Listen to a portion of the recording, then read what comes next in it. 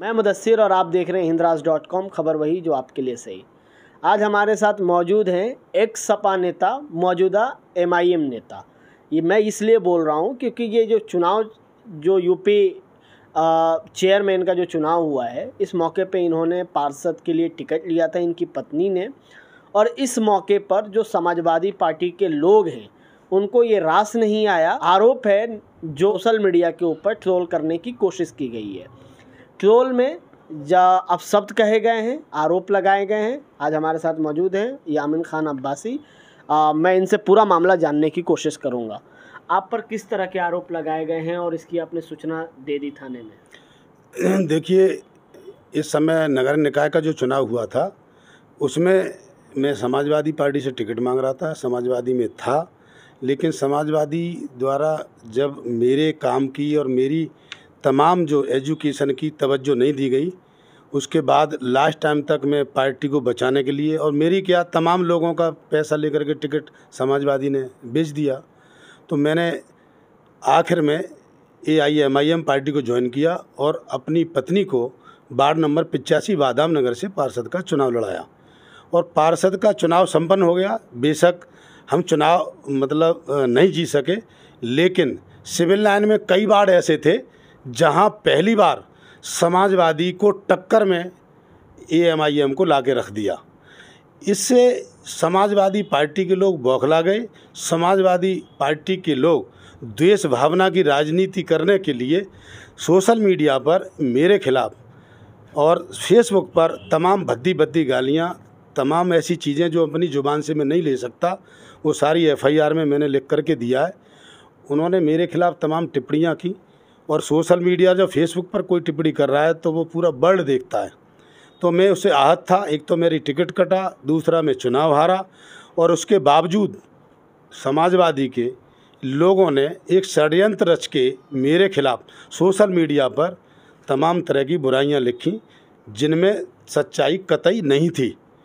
उससे मैं बड़ा आहत था और आहत होने के बाद मैंने इसकी कंप्लेंट साइबर सेल में की, वरिष्ठ पुलिस अधीक्षक अलीगढ़ से की, थाना सिविल लाइन में कंप्लेंट की और कंप्लेंट के बाद जो विवेचना सामने निकल कर के आई तो उसके बाद आज उनके खिलाफ मुकदमा अपराध संख्या 322, धारा 505(2), धारा 66D के अंतर्गत मुकदमा पंजीकृत हुआ है। तो क्या आप जिस तरीके से आपको ट्रोल करने की कोशिश की गई, जो आपके खिलाफ लिखा गया, तो क्या प्रशासन ने जो कार्रवाई की है इससे लगता है कि जो एक MIM के खिलाफ जो प्रोपेगेंडा और ट्रोल चल रहा है जगह जगह, ये रुकेगा? देखिए, कहावत है कि सच्चाई छुप नहीं सकती बनावट के उसूलों से और खुशबू आ नहीं सकती कभी कागज़ के फूलों से। तो सच्चाई छुप नहीं सकती। सच थोड़ा कहते हैं कि जो है टाइम लग सकता है, लेकिन सच पराजित नहीं हो सकता। आज 20 दिन लग गए मुझे और प्रशासन को जांच करने में। उसका नतीजा ये हुआ कि सच्चाई सामने आई और आज मुकदमा दर्ज हुआ है और मुकदमे को लेकर इंशाअल्लाह ताला मैं न्यायालय जाऊंगा और 50 लाख का मानहानि का दावा करूंगा, क्योंकि मैं पार्षद रहा हूं, पार्षद दल का नेता रहा हूं, समिति चेयरमैन रहा हूं, सांसद प्रतिनिधि रहा हूं, मैं डिप्टी मेयर का चुनाव लड़ चुका हूं, प्रदेश में सचिव रहा 3 बार, आगरा अलीगढ़ मंडल का प्रभारी रहा, मैं राशन डीलर एसोसिएशन का मंडल अध्यक्ष रहा हूँ, तमाम जो सोशल वर्क करता रहता हूँ, राम रहीम फुटपाथ एसोसिएशन का मैं प्रदेश का प्रवक्ता हूँ। तमाम पदों पर मैंने काम किया है, समाज में भी काम किया है। समाज में मेरी वाइफ भी पार्षद रही हैं, इस बार वो बेशक चुनाव आ रही हैं। और तमाम चुनाव लड़ने के बाद जो सोशल मीडिया पर, फेसबुक पर, इंस्टाग्राम पर और यहाँ तक कि यामीन अब्बासी को अगर आप गूगल पर सर्च करेंगे तो यामीन अब्बासी गूगल पर पाएगा, लाखों मिलियन लोग देखते हैं। और ऐसे व्यक्ति के पास 32 साल से आज तक किसी ने कोई टिप्पणी नहीं की। आज वार्ड नंबर 80 के निर्वाचित पार्षद जीनस खान ने मेरे खिलाफ जो अभद्र भाषा का प्रयोग किया और तमाम गंदी बातें उस पर लिखी, उससे मैं आहत था। इसकी कंप्लेंट मैंने की।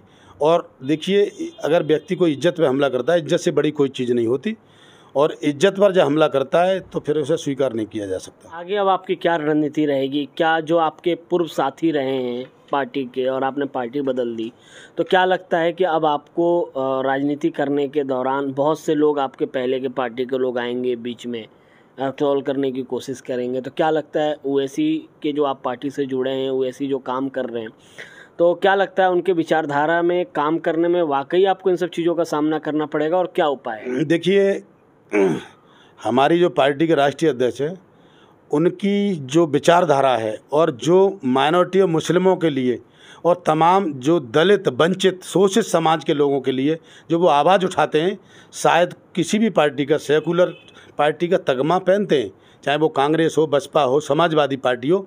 खासकर समाजवादी पार्टी के जो लोग हैं, जो समाजवादी पार्टी के राष्ट्रीय अध्यक्ष हैं, वो केवल दिखावा करते हैं, मुसलमानों की कोई आवाज़ नहीं उठाते।